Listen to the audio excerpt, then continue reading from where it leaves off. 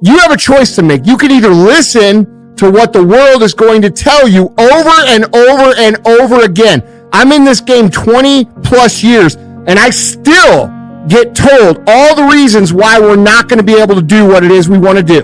People who listen to them are going to lose.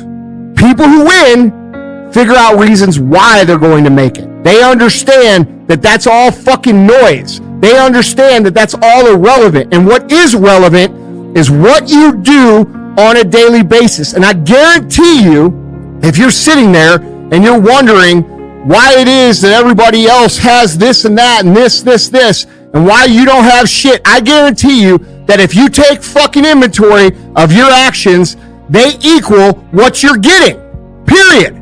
So we can talk all this shit about how so-and-so doesn't deserve what they have or whatever, but at the end of the day, people who win fucking do shit, and people who lose talk shit. And more importantly, they talk shit because they've accepted the idea that they can't win, so instead, they contribute to everybody else trying to become part of this group. And I don't care who you are, I don't care where you come from, I don't care what your story is. At the end of the day, you can win if you choose to learn the things that you need to do and then fucking do them. And I don't care where you come from. That's reality. That's the shit nobody wants to admit, because admitting so means that you have to take responsibility for where you are currently. And you have to say, well, I am where I am currently because I didn't do X, Y, and Z. And guess what? That fucking hurts a little bit. That bothers us a little bit. It's a hard truth to accept. But once you accept that truth, you are able to then move forward with the actions required to get you to where you want to go. Dr. Carter G. Woodson, he said, if you can determine what a man shall think, you never have to concern yourself with what he will do. If you can make a man feel inferior, you never have to compel him to seek an inferior status, for he will seek it himself.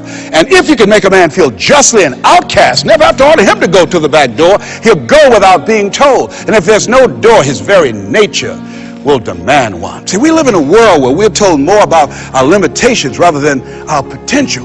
How many of you have ever been told that you couldn't do something? Raise your hands, please.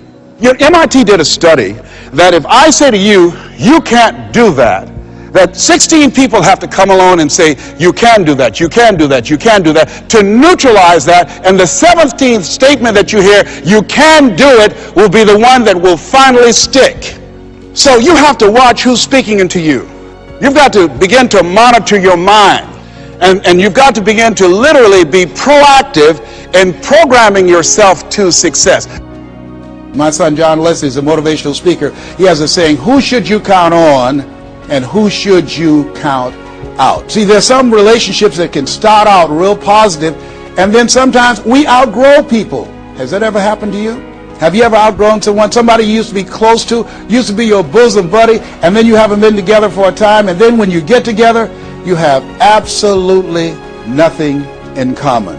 Sometimes that happens with family members. My twin brother, it's a strained conversation because he's talking about, Les, did you hear who died? No, I don't get up reading the obituary column. I'm glad my name is not there. Hello, I don't care. I'm focusing on living.